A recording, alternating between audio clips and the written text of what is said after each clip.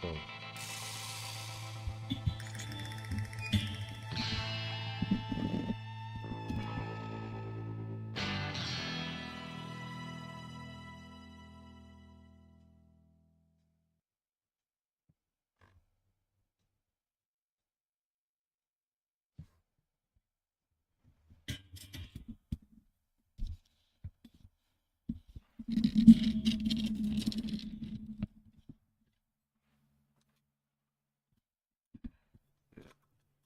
I don't know if that's working, but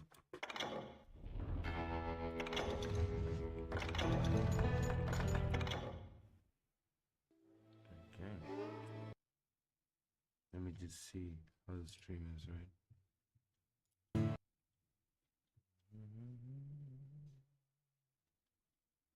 Oh, give me 1 second.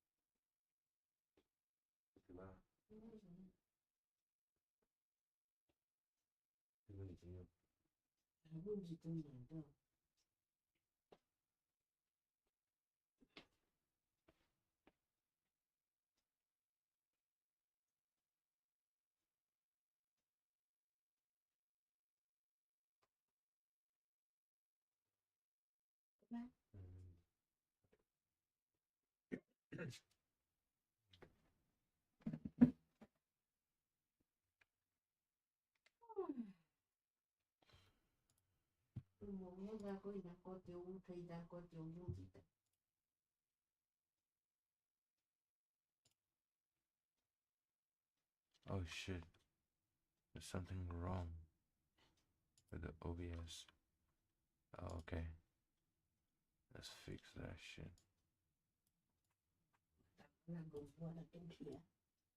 Oma, oi ma. Kita gunja dua na utte go baba. Kane nato.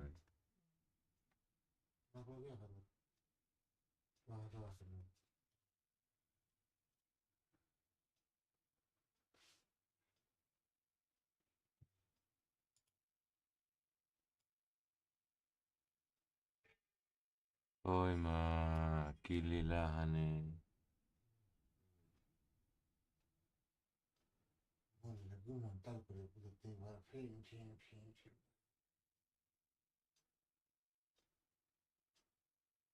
Okay, whatever, bro.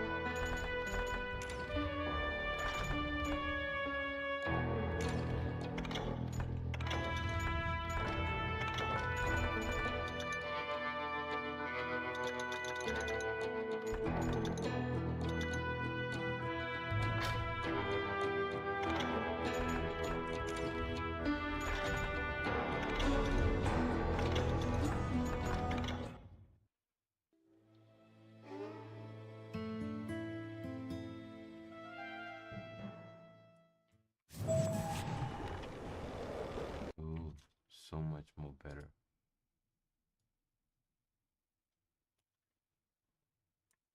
All right.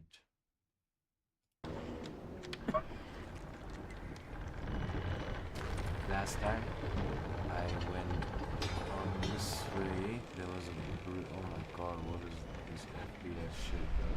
Oh my god. 144, okay. was kind of like a railway here, which is connected.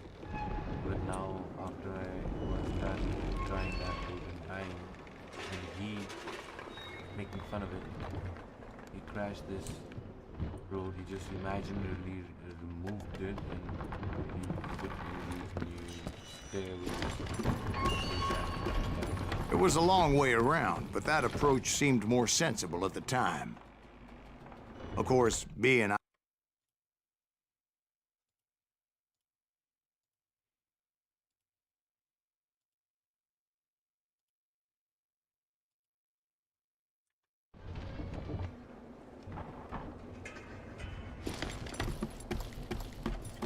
climbing down that ladder required some caution. Because even though I had a younger man's reflexes,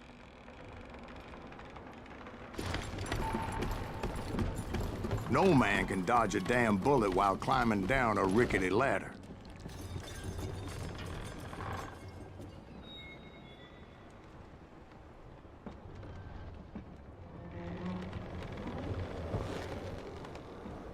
I needed to make a leap of faith, which ain't easy when you're suspended between heaven and hell.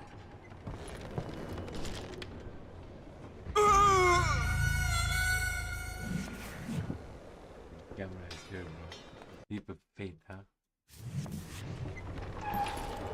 What do I do? What is this leap of faith that you want me to take?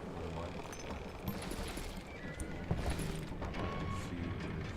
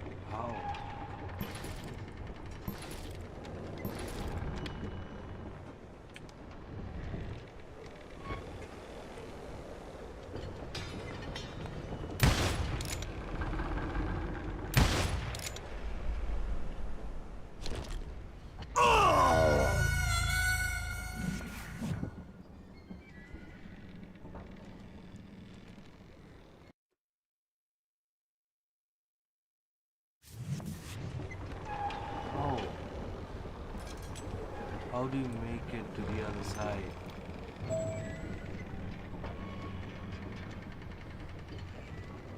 Get to the other side and find every plumber. Oh, I really feel dumb. Really dumb.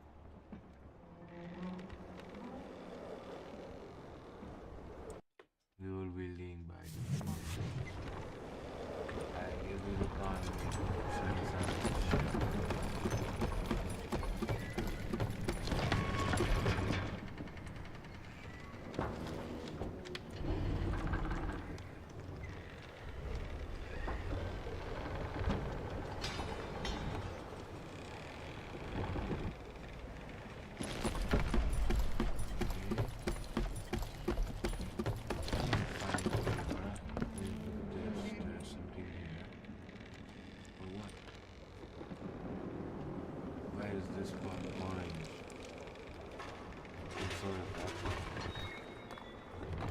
Establish a connection.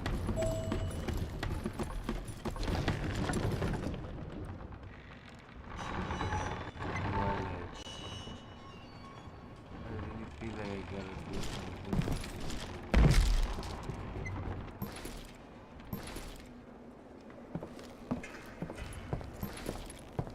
Shit, okay, so I came to there.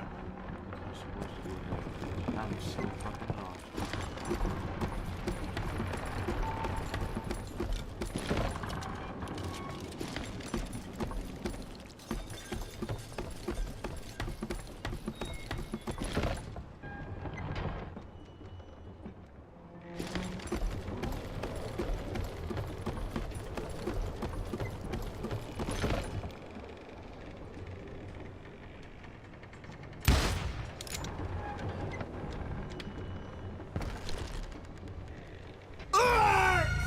Can I like sprint? If I can actually do that, no, I'm like this fucking. I was determined not to give up, however. Dumb. As Sheriff Plummer seemed quite the despicable character. When the vigilantes discovered what the sheriff was up to, people were outraged. That 10,000 they put on his head would go a long way to helping me find old Bob. And I had made it my mission to settle that score come hell or high water. I deserve to die like this.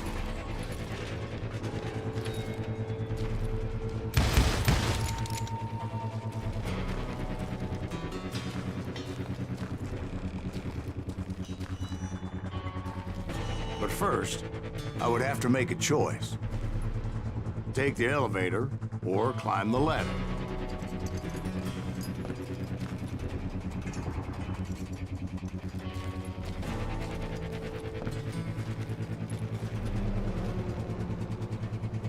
Take the elevator or climb the ladder.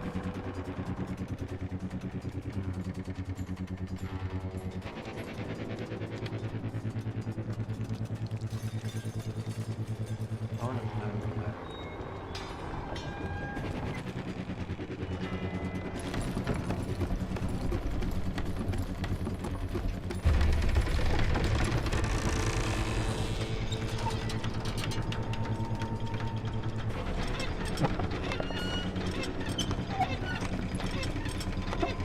I wanted to use the element of surprise.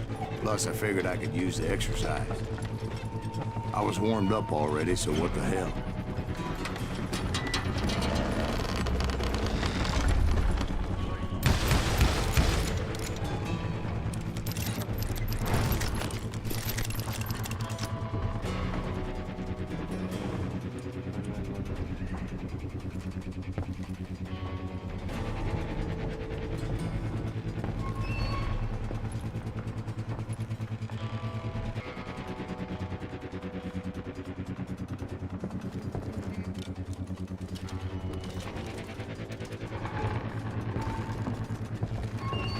Plummer was a mad dog killer, and the people of Nevada City deserved better.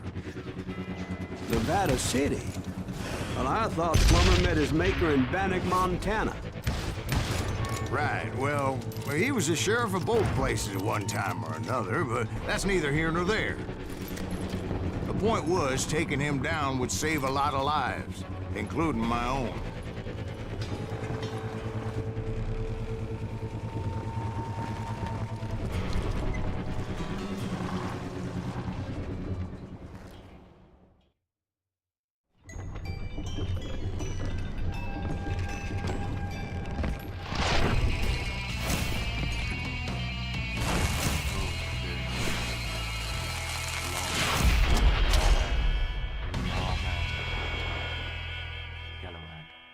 Outlaw, lawman, lawman.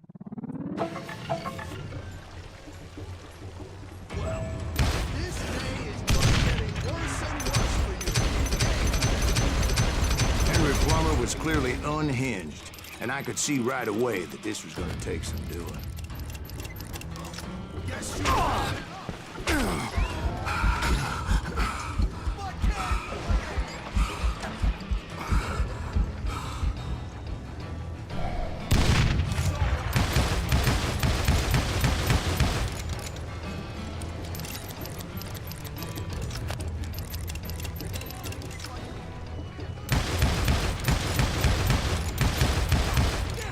I need some help here. Come on, boys. Take this cocksucker out.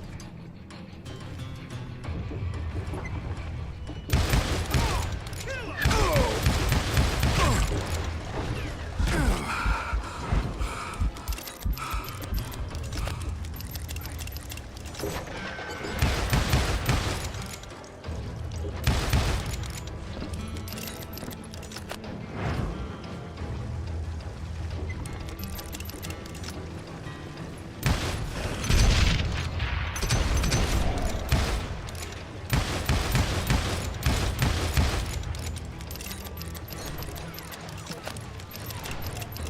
They're gonna bury you in a million pieces.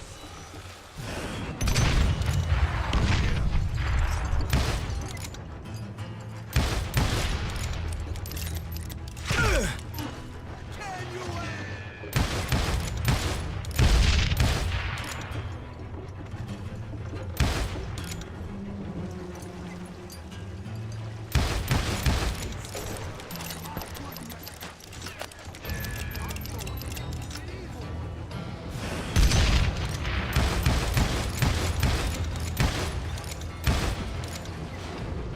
So that's how Henry Plummer died. Him and his crew were worth their weight in gold. And now, I was officially a bounty hunter.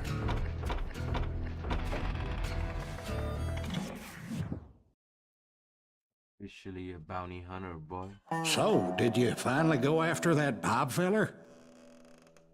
Well, I heard word he was in Kansas with John Wesley Hardin. So that's where I went. Where in Kansas? Abilene. Why do you ask, Ben? No reason. Was Hardin as fast as Ringo? Ringo was fast, but John Wesley was as fast as the devil himself.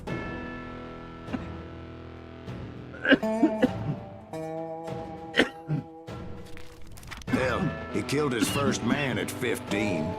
From that day forward, he had a price on his head and wouldn't back down for nobody, not even Wild Bill Hickok himself.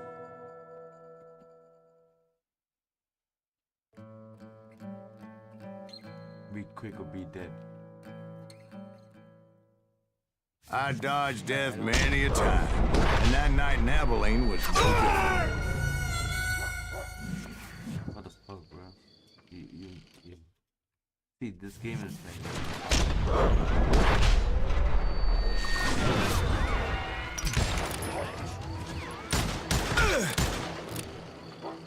I was there with the intention of finding that bastard Bob and collecting a bounty on John Wesley.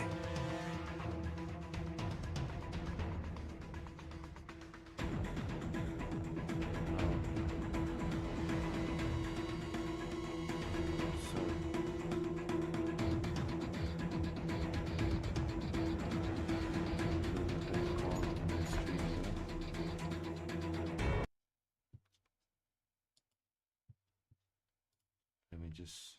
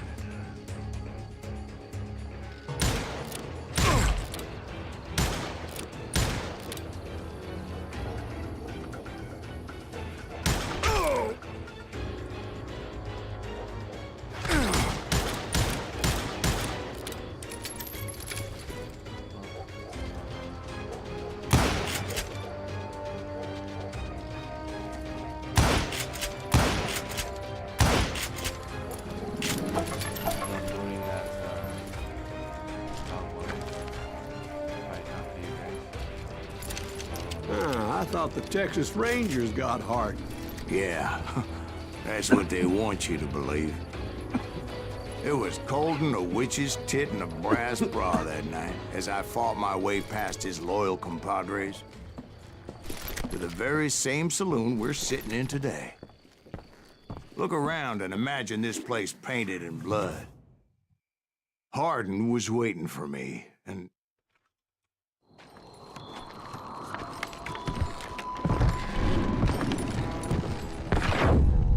Wait, I'm jumping the gun here.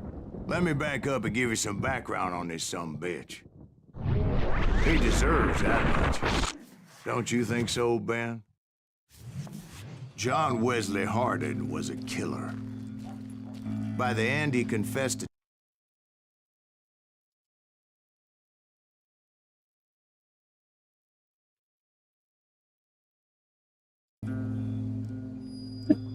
families who put up money in hopes of finding justice.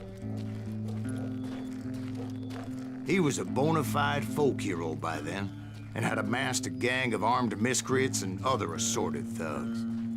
He and his men set up camp outside of town, and I was hoping Bob was among them.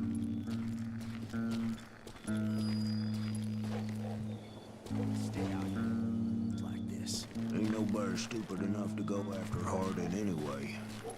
Better 3 hours early than a minute too late.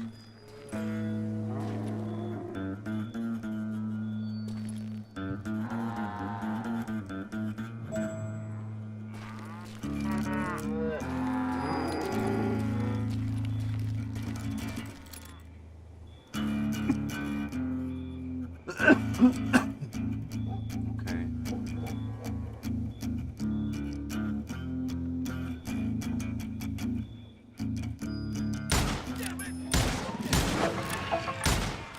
They didn't ask why I was there. They knew. As most of them were wanted as well. I figured Hardin was here somewhere, but to get to him, I'd have to get past his gun hands. And that was easier said than done, as most of them were as foolish and full of bravado as I was. I had to spill a lot of blood to find out Hardin wasn't in that camp. He was carousing in town with his closest friends. Hardin's boys apparently didn't want me to reach the Bull's Head.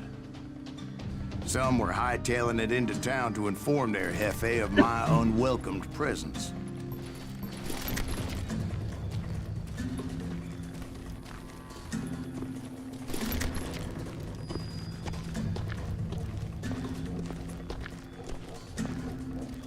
Someone's coming!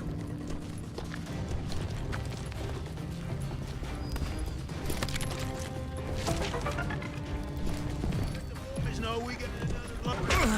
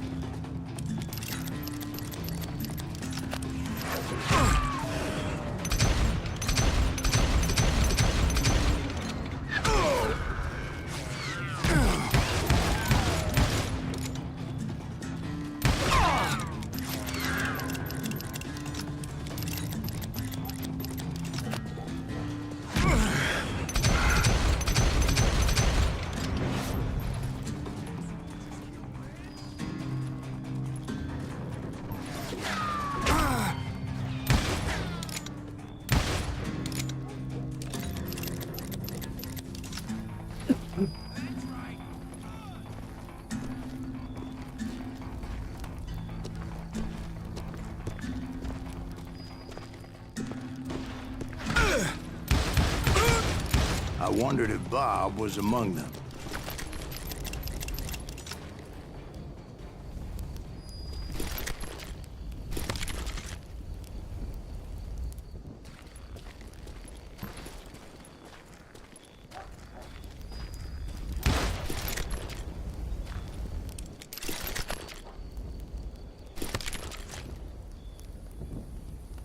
Shooter.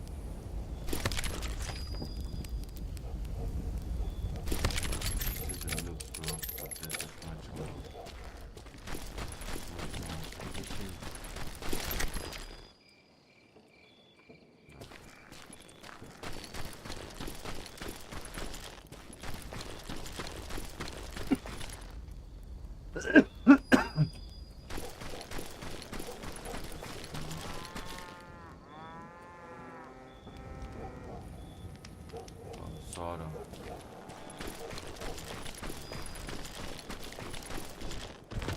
the fuck?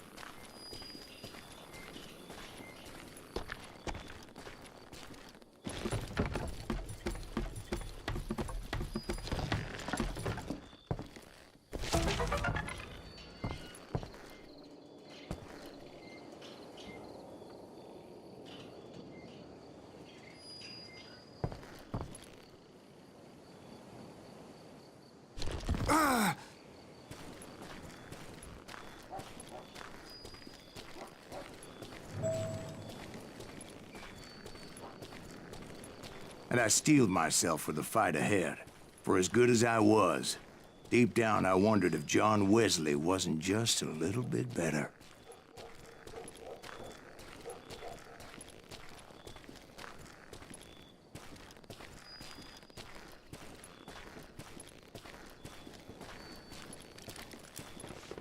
Before I could test my mettle against Hardin, however, I would first need to dispatch his cadre of hired killers.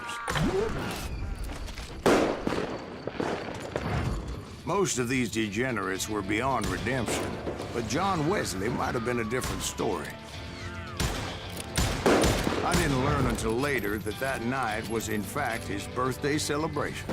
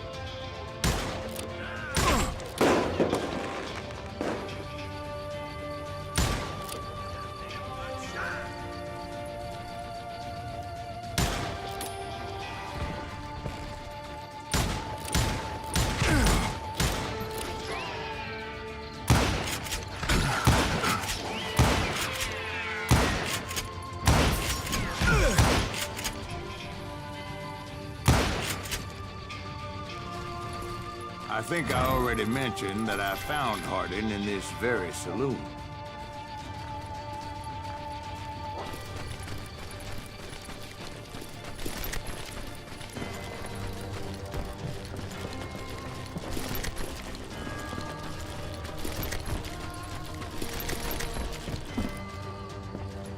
Suffice it to say, nobody there was happy to see me.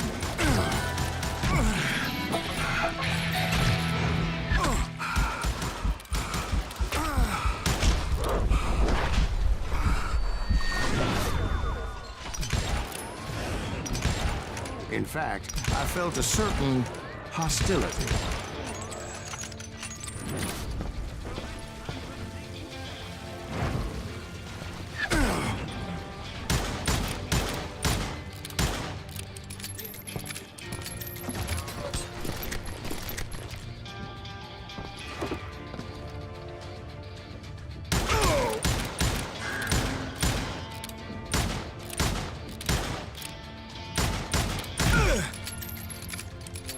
I was disappointed that neither Bob nor John Wesley were among the dead.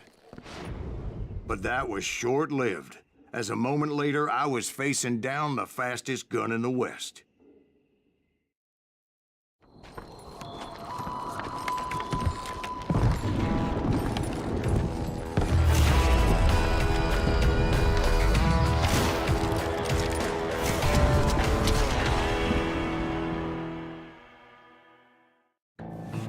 I felt a bolt of adrenaline. Or maybe that was fear. He was well known for his tricks, and I knew I'd need my own if I was ever to defeat him.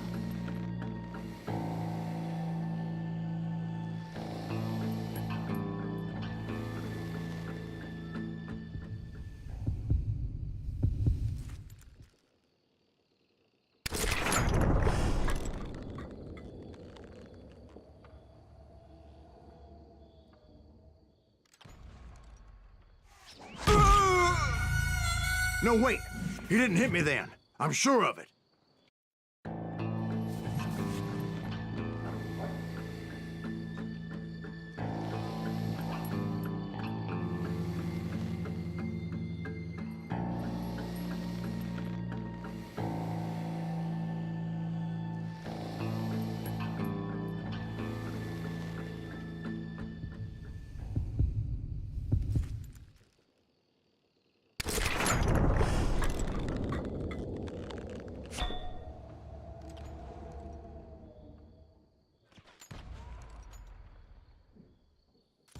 That man was faster than greased lightning. But being inebriated as he was, he didn't count his shots. And now, he was at my mercy. So he didn't die? No, I sent him to prison. Years later, after he was free, some restless Avenger took his life. Shot him in the back at a saloon, just like this one. Anybody up for another beer? Ben?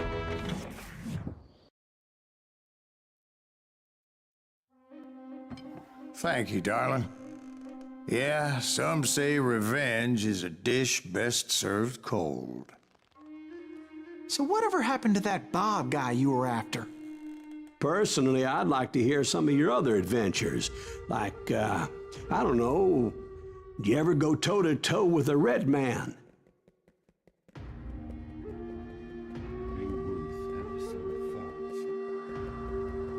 Yes, I did, Ben. I remember once I was after this renegade Apache, Grey Wolf. Strangely enough, revenge was also his primary motivation.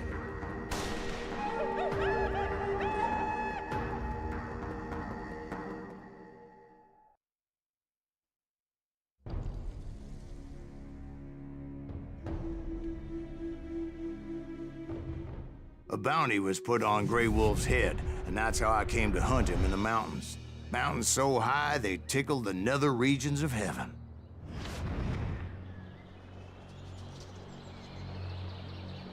Grey Wolf was a Chiricahua Apache medicine man who had led a war party in revenge for a massacre against his people. The U.S. Army had attacked his tribe during his daughter's sacred sunrise ceremony, and the slaughter was unspeakable. I understood his anger, as there's nothing more traumatic than seeing those you love die in a cruel and painful death.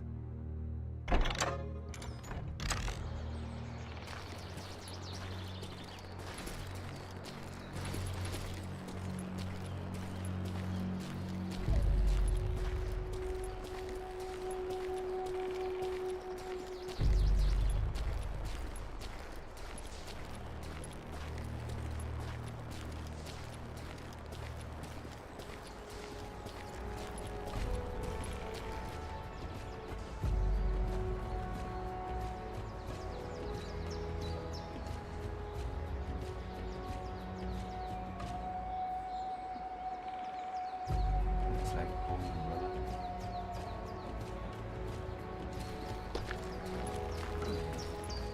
Right from the beginning, I couldn't shake the feeling that Grey Wolf was watching my every move. He led a band of young Apache warriors who wanted retribution and were more than willing to die for him.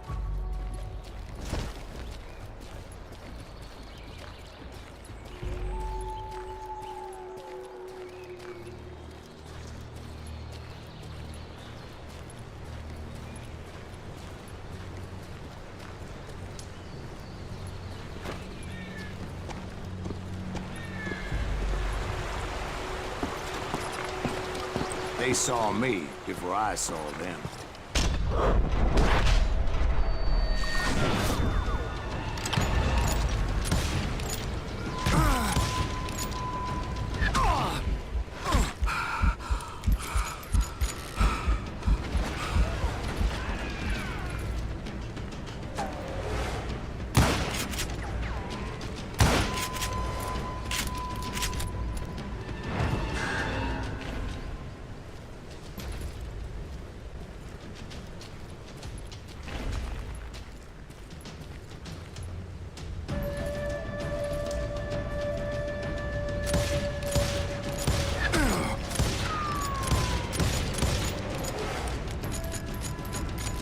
And it crossed my mind that maybe this wasn't such a good idea. But now that the shooting had started, there was no backing down.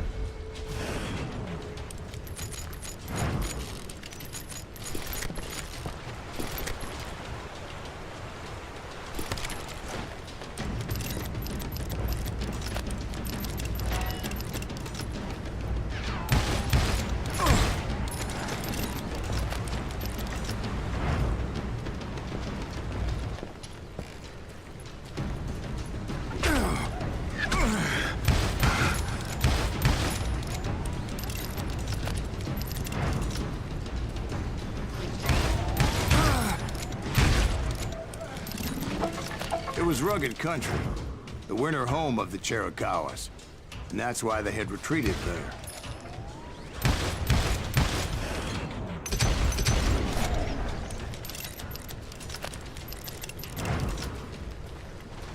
I admit to having some regrets about going after them the way I did. But then again, I got a lot of them.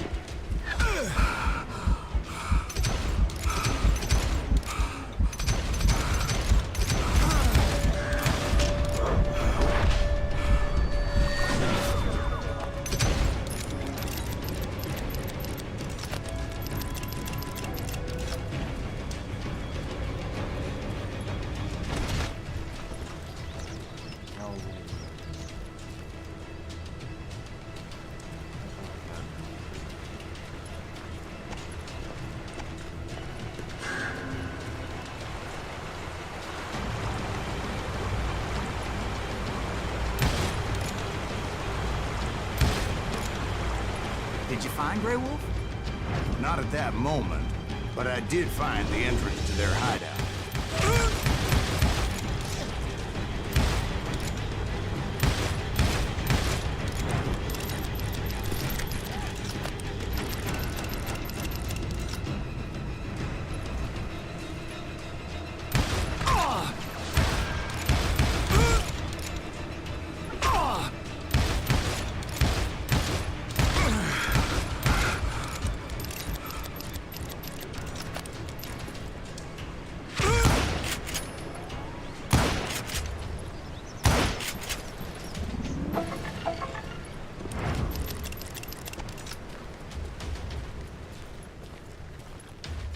A deep crevice that led to a deeper cave. Don't tell me you went in there. Yeah, but it's not out of bravery so much as pure, angry cussedness.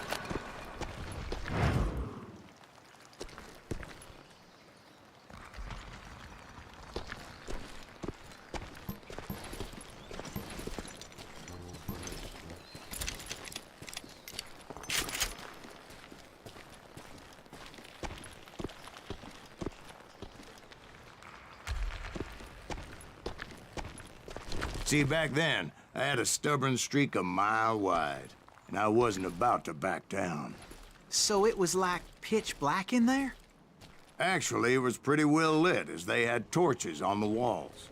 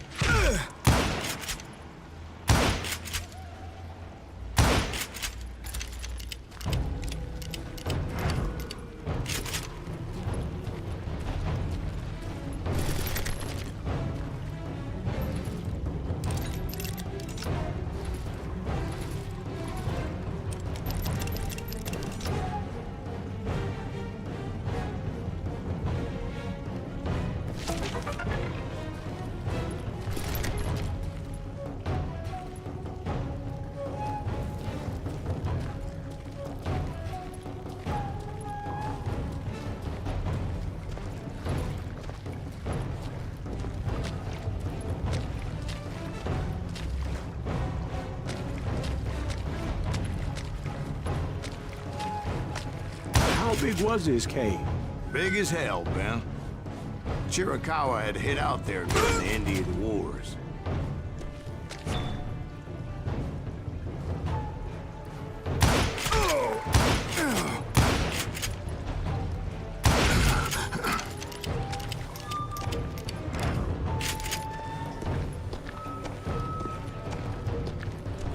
They thought it was haunted with the ghosts of those murdered by the horse soldiers. The cave was haunted with dead Indian ghosts?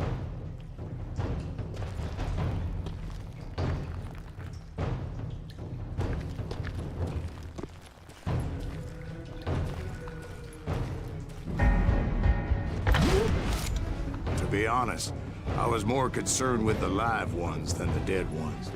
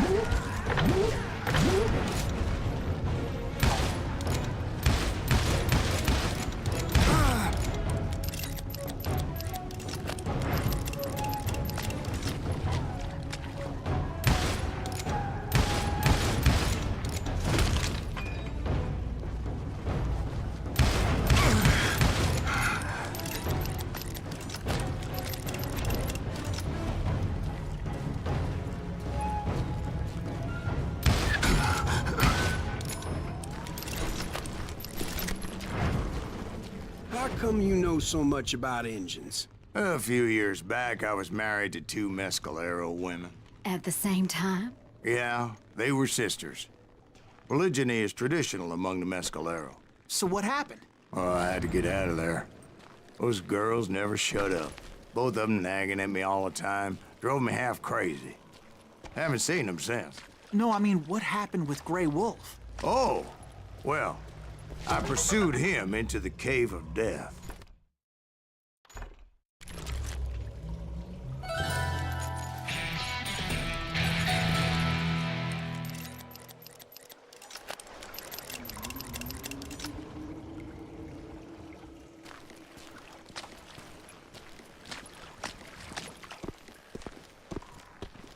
Man, what do you call?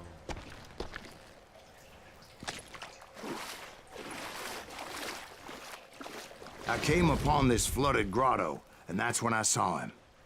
He came to me unarmed and unafraid. His voice echoed in the shadows, and I sensed he meant me no harm. You carry great darkness in your heart, and if you do not release it, it will claim your soul. The sound of his voice put some kind of ancient Indian spell on me.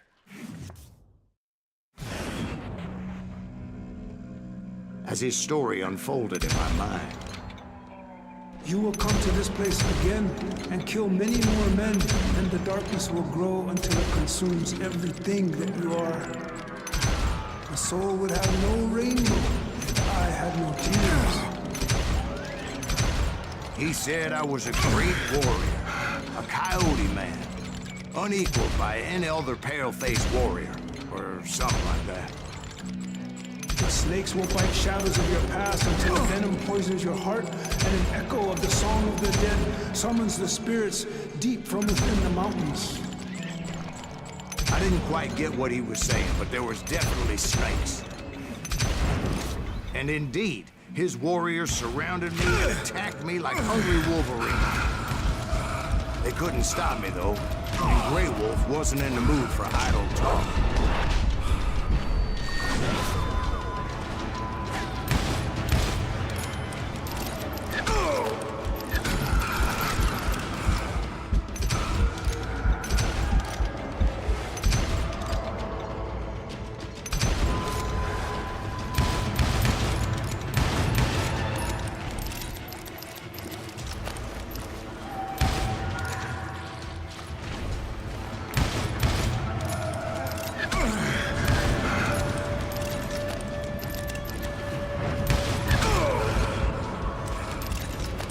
I swear I couldn't see any way out of this trap. But suddenly, one just appeared. Kind of like a miracle.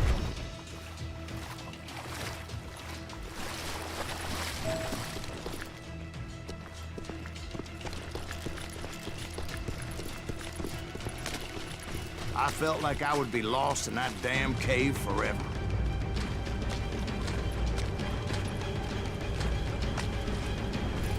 Finally, I found myself back outside, perched on the edge of a precipice, overlooking a thundering whitewater river. To get where I was going required several leaps of faith, but no way in hell I was turning back.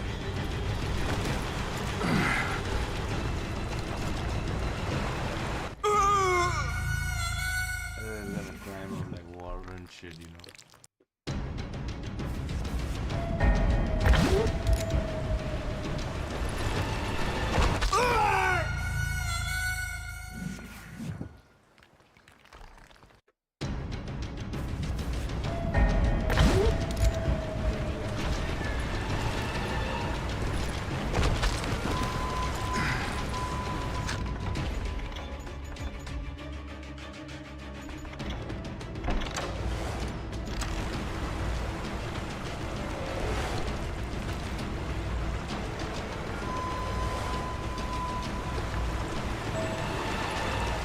I chased after him, determined to make him explain the meaning of all that mumbo-jumbo.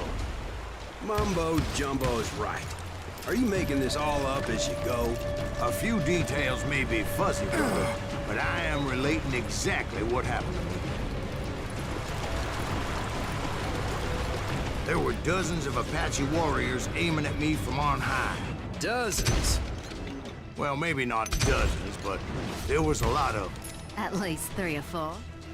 Well, more than that, little lady.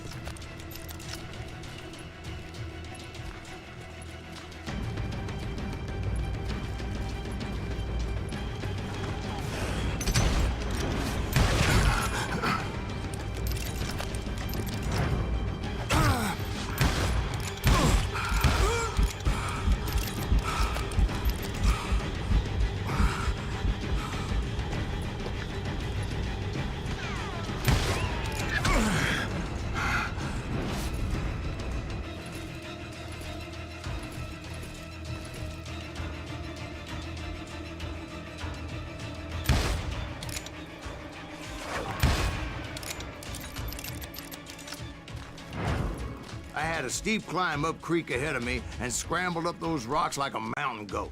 I was determined to locate Grey Wolf and find out exactly what the hell he was trying to tell me.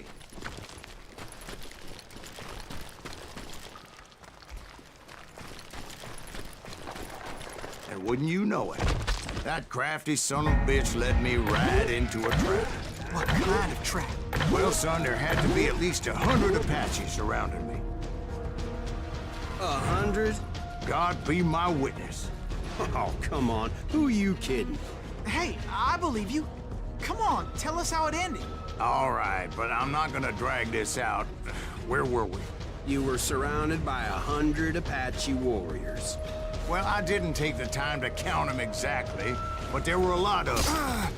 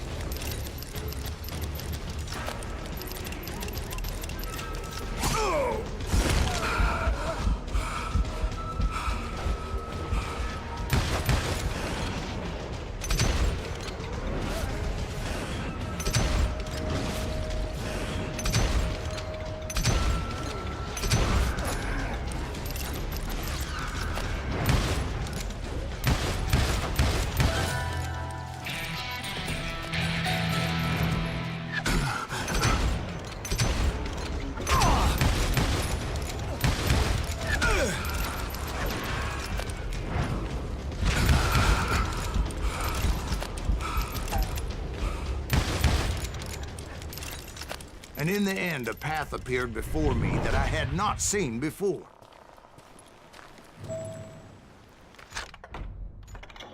Leave.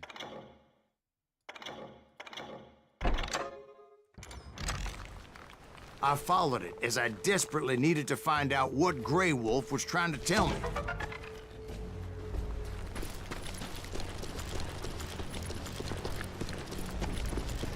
But it was like that son of a bitch disappeared into thin air.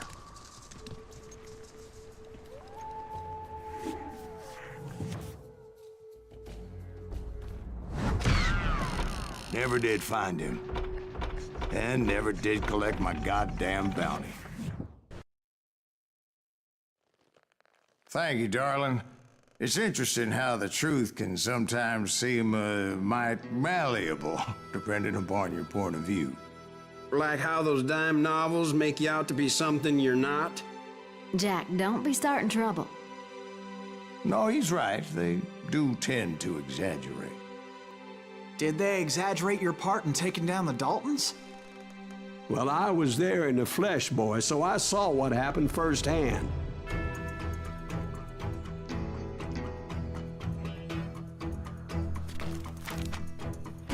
Those Daltons were lawmen once, before they all went bad, robbing banks and trains clear across the territory. Until Coffeeville, of course. I was one of the citizens who took up arms that day. Fighting on the side of right? I did my best, sir. We all did.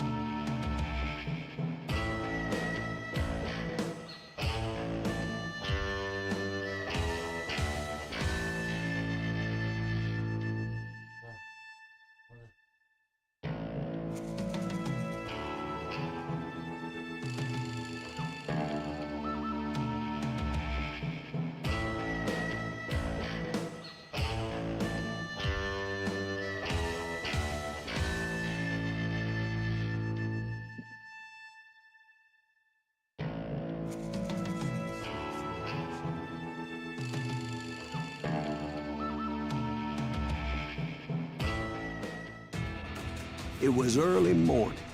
One of my friends was a local gunsmith, and he handed out firearms to anybody who'd take one. You see, the Daltons got it in their heads to rob 2 banks at the same time.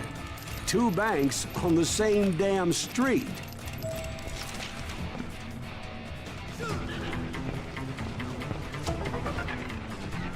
Story was Bob Dalton's girl was always riding him about how he had no ambition. Oh, you're nobody next to Jesse James, she'd say. Finally, the bastard took his brothers to Coffeyville just to shut her up. Right. It's always the woman's fault.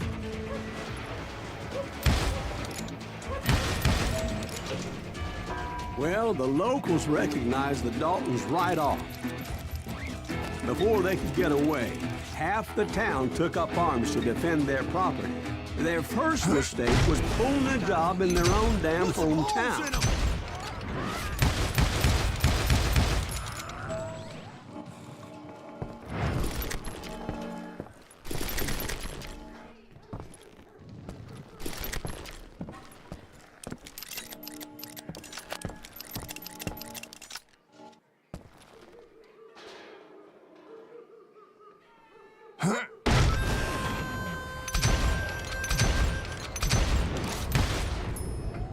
The brothers paid dearly for their stupidity, but everybody knows they had it coming. There's more to it than that.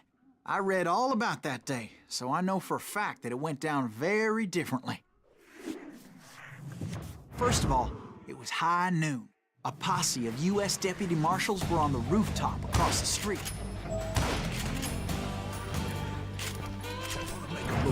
The lawmen had been tracking the Daltons for months. Now they finally had them dead to rights. Among them was a bounty hunter feared by many a lawbreaker. The marshals tried to get the Daltons to surrender. We just gotta wait the son of the bitches out. This bounty hunter knew that the brothers were far too proud to ever lay down their guns.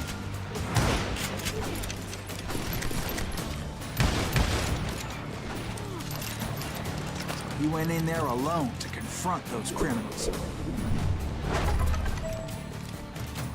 One of the marshals shouted, "Where are you going? Are you crazy?" Hey, where do you think you're going? That rifle's mine. But he paid him no mind.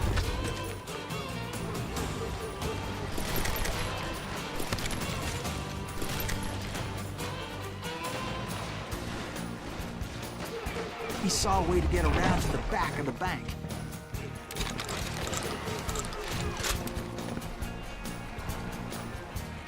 Then he figured out how to hit the Daltons from a direction they weren't expecting.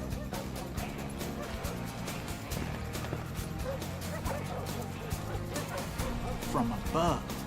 Fortunately, a water tower was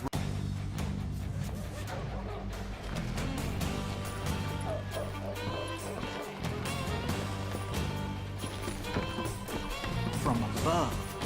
Fortunately, a water tower was right there. A moment later, he was climbing up a steep ladder, laughing at danger as he did. It was brave men like him who risked their lives to tame this wild country.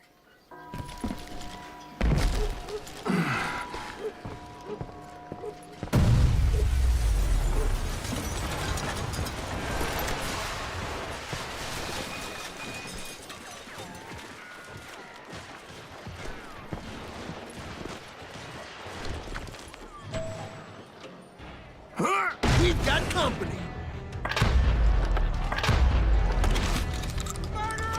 Heroic men like him, who did what other men couldn't or wouldn't to make this country free.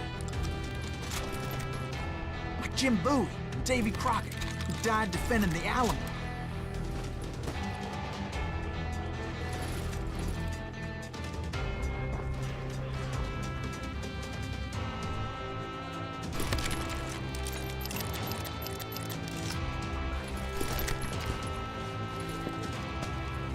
Is that Silas Greaves?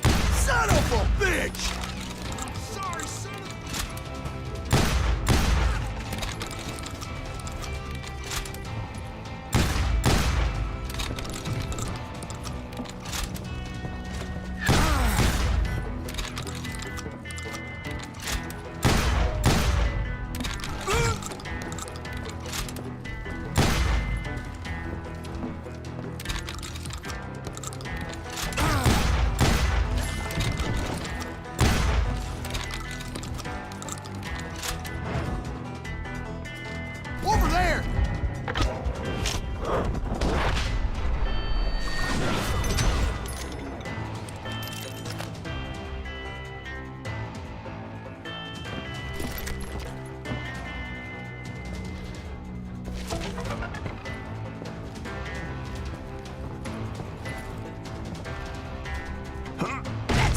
Greaves! What the hell? Blam! Blam! He came away victorious, taking down those thieving Daltons.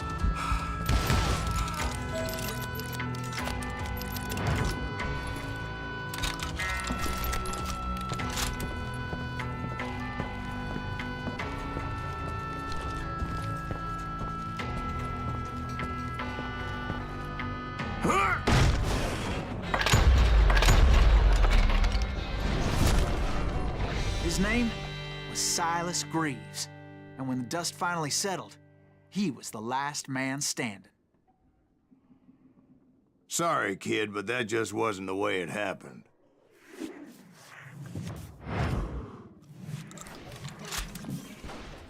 It was early evening, not high noon.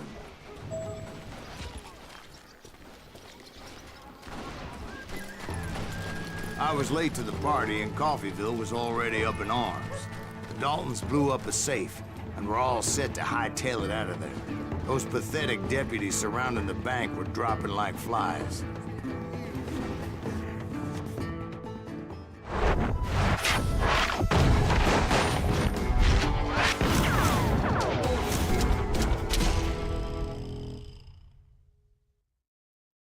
I had been tracking those jokers for months, waiting for them to do something reckless.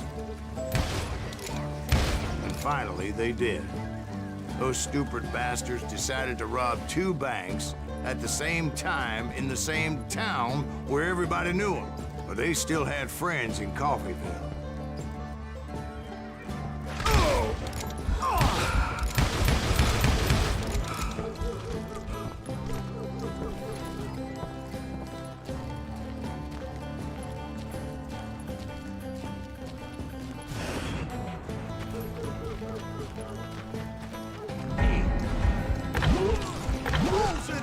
Those friends came after me like a pack of wild dogs, tooth and nail. They were coming at me from all directions.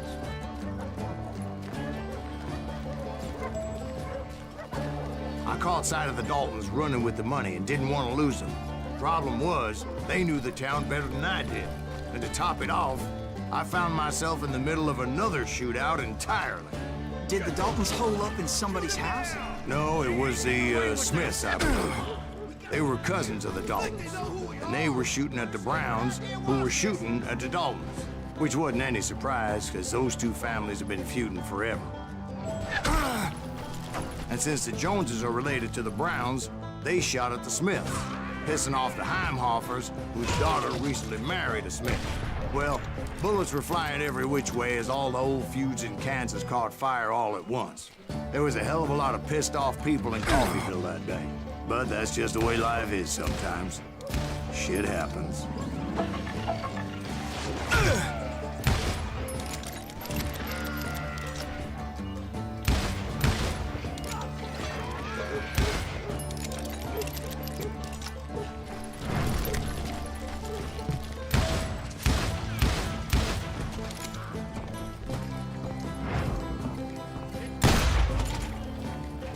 The Dalton boys knew I would never give up. Those Daltons weren't the sharpest knives in the drawer, but they always stood together. They set a trap to slow me down and allow at least 2 of them to escape. The 3rd brother stayed behind to plant me, just in case that trap of theirs didn't work.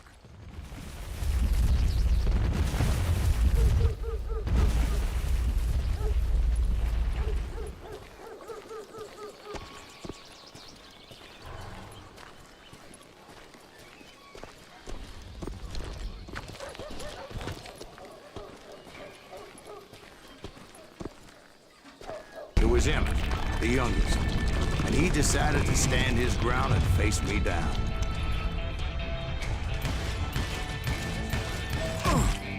He was determined to protect his brothers. I understood how he felt.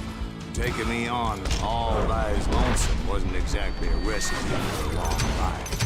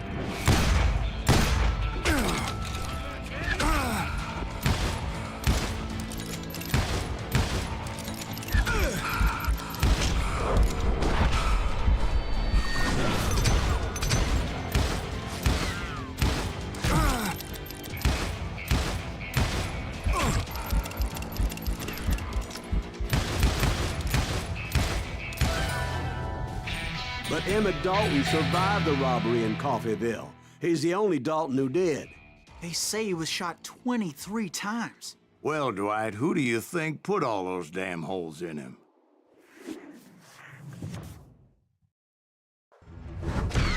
But I have to admit, that boy had grit.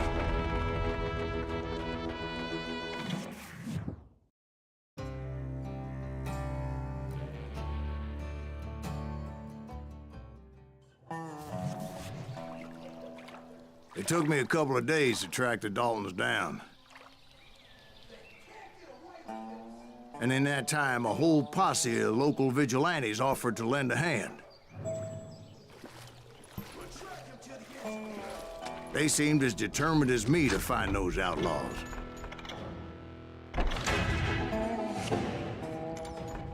Damn, bro.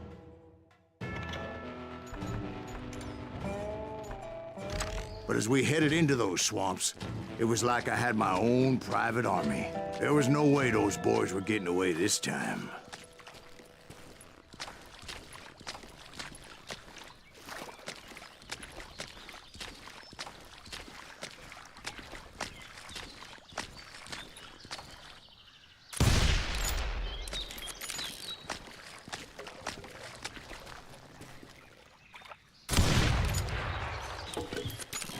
It was early fall, right?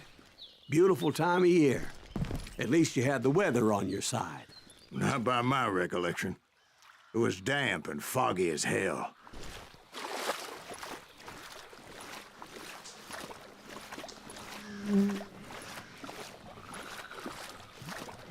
It was tough to stay on a true course, so we kept an eye out for landmarks.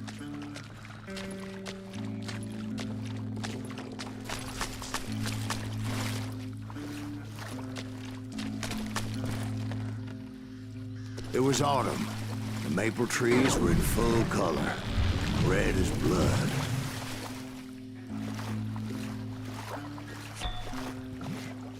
The rains that year were torrential, so the whole area was flooded. The vigilantes had spread out wide, and pretty soon I couldn't see anybody. Except for some son of bitches ahead of me wanting to do me harm. So I had to face them alone. I wondered why my compatriots didn't come running when they heard the shots.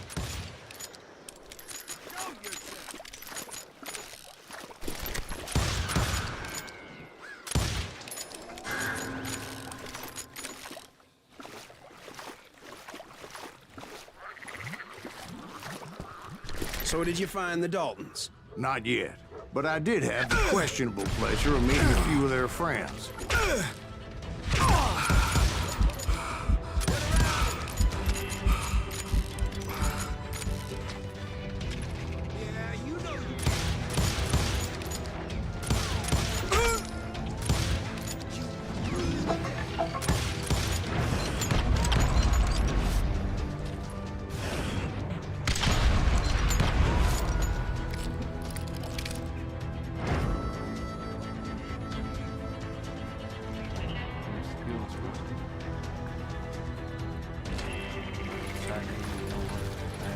The boys had established quite a reputation by that time, so they attracted all manner of riffraff to their cause.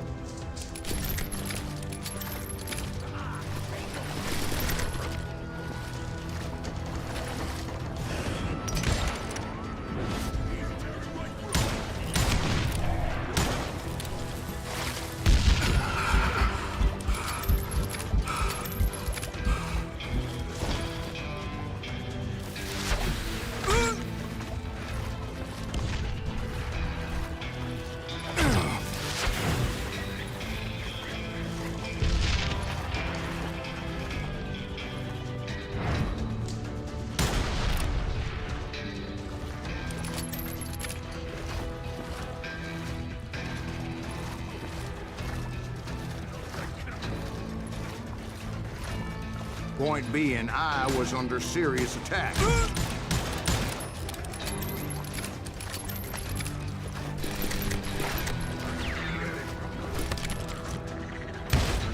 And my reinforcements was nowhere to be seen.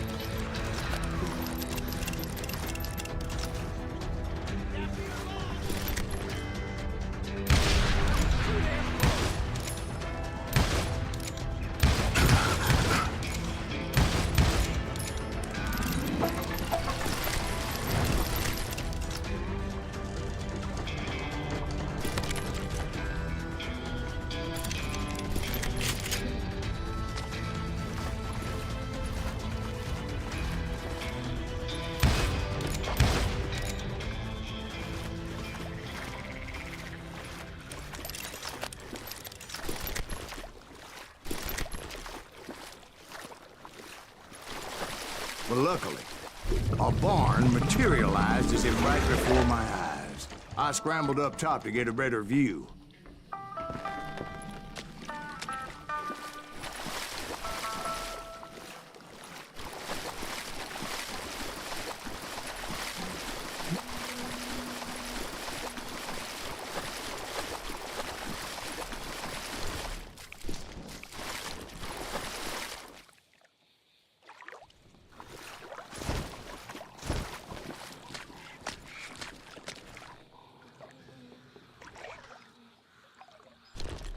But just ended up falling inside. So, how did you get out?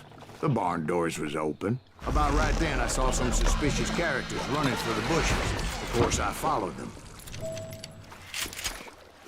But that goddamn swamp was like a goddamn maze, and pretty soon I had no goddamn idea where I was. Steve? So I just started walking, and pretty soon... Oh.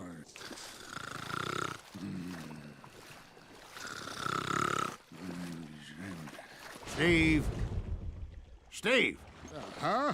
Oh, no, I'm listening. Indians surrounded me from all sides.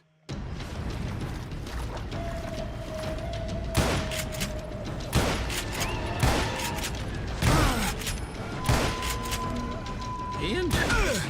They were Indians. No. I just wanted to make sure Steve was paying attention. Now, where was I? You were following the Daltons through a swamp?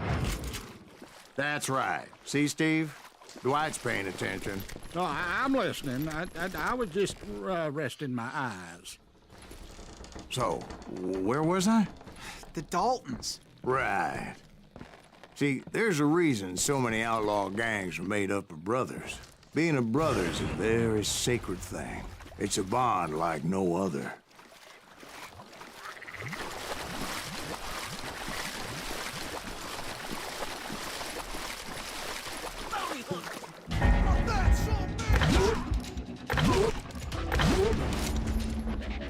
So did you ever find the damn Daltons? Not yet, but I did find a few of their cousins. You Kansans breed like rabbits.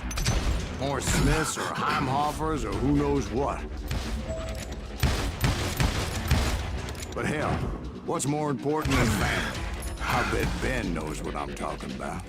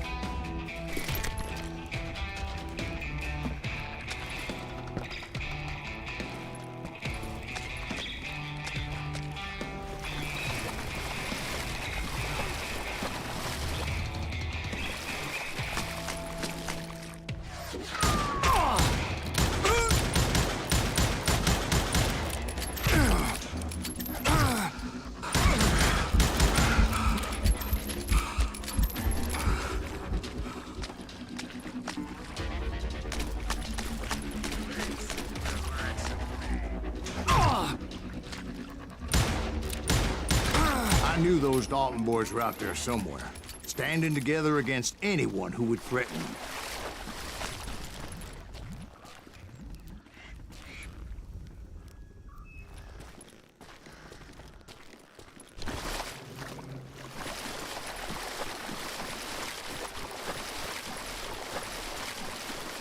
And that's when I saw it. A goddamn steamboat. A steamboat in a swamp? Yeah, Steve, but this wasn't much more than a wreck, really. But how'd a damn steamboat end up in the swamps? Guess it floated off during the flood of '89.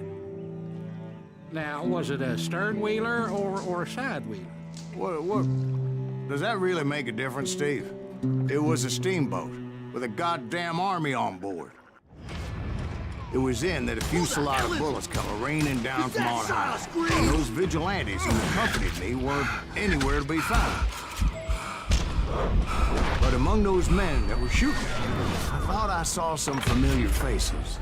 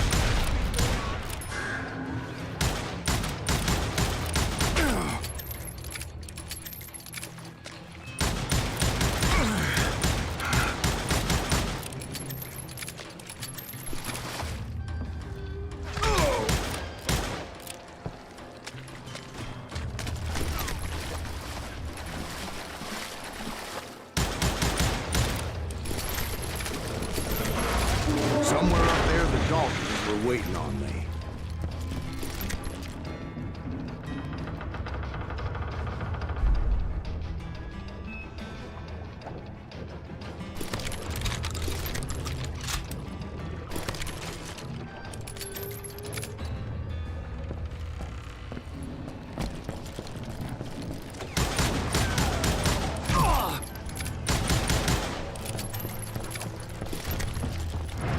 Sounds like you don't give up too easy. That's the kind of man I am, Ben. I set out to do something. I do it. Surrender just ain't in my nature. Plus, I'm stubborn as hell.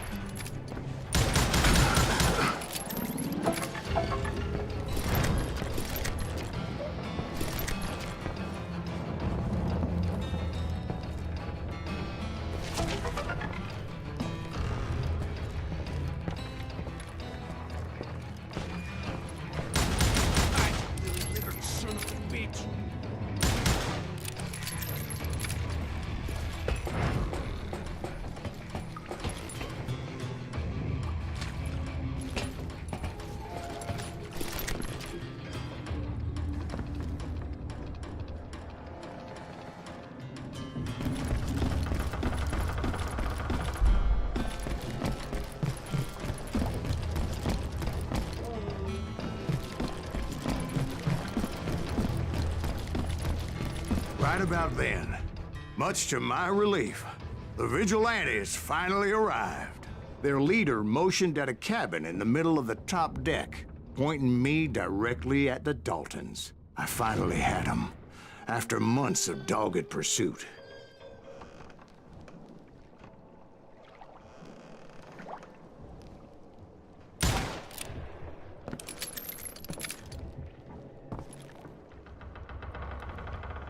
But it turned out that they had me. I'm sending you to hell!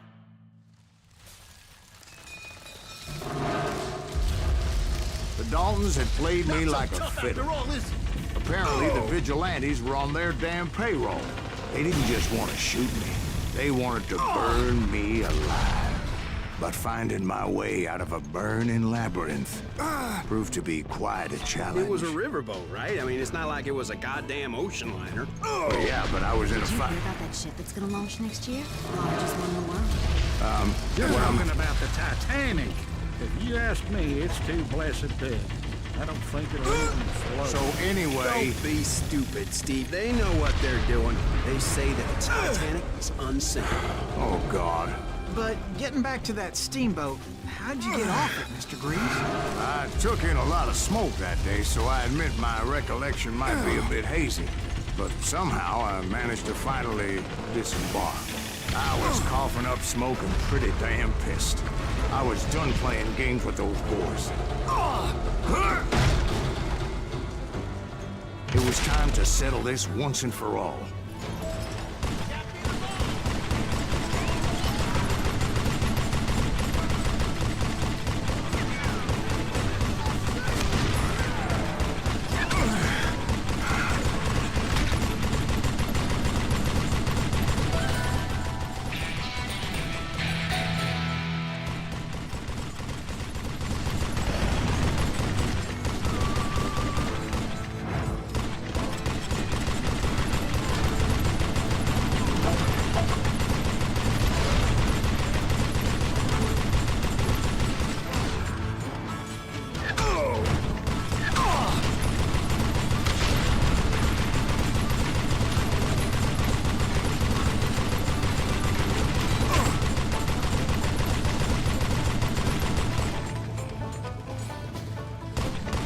Bob and Grat weren't about to come at me one at a time. They were in this together.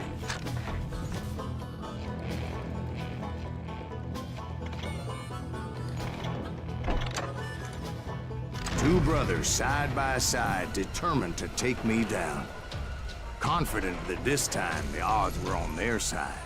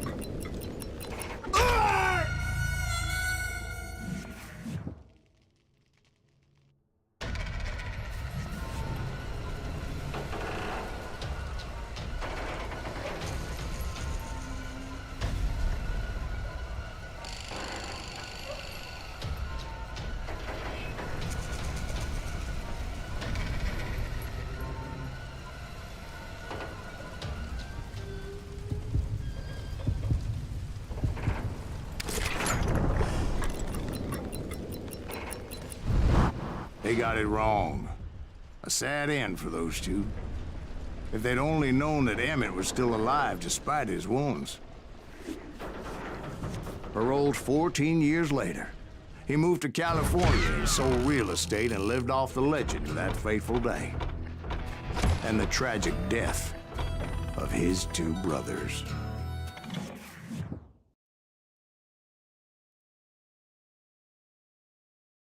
My own brothers died tragically as well, truth be told.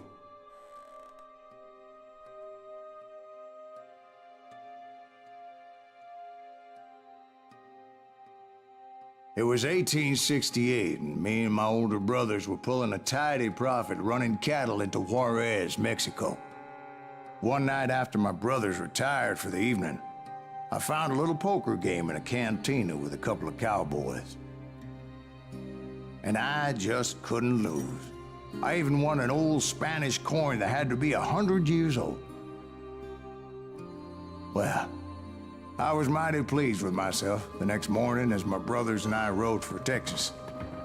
But before we crossed the border, those cowboys caught up with us. It was Johnny Ringo, Roscoe Bob Bryant, and another asshole named Jim. They wanted their money back and everything else we had, including our lives, as those boys didn't want us coming for them later. Bob put that old Spanish coin in my mouth and said, "I won't have it said that I left you with nothing, boy." Well, those horses bolted, and there we hung as those bastards rode away. The branch finally snapped under the weight of the three of us, but being my older brothers were bigger and heavier, they were already dead. And right then I swore to myself that I would avenge them. Ringo you know about. But Bob eluded me, until I heard he was riding with the Wild Bunch.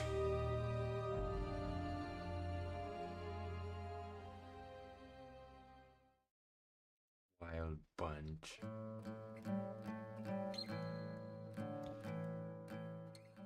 I'd been on their trail for months, ever since they left their hideout in the Bighorn Mountains.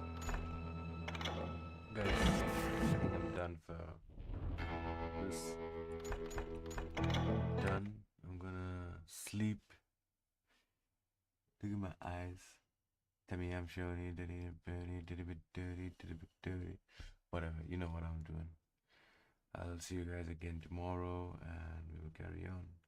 Gang, nigga.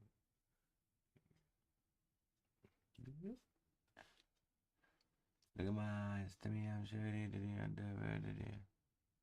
Love you, homeboys and girls.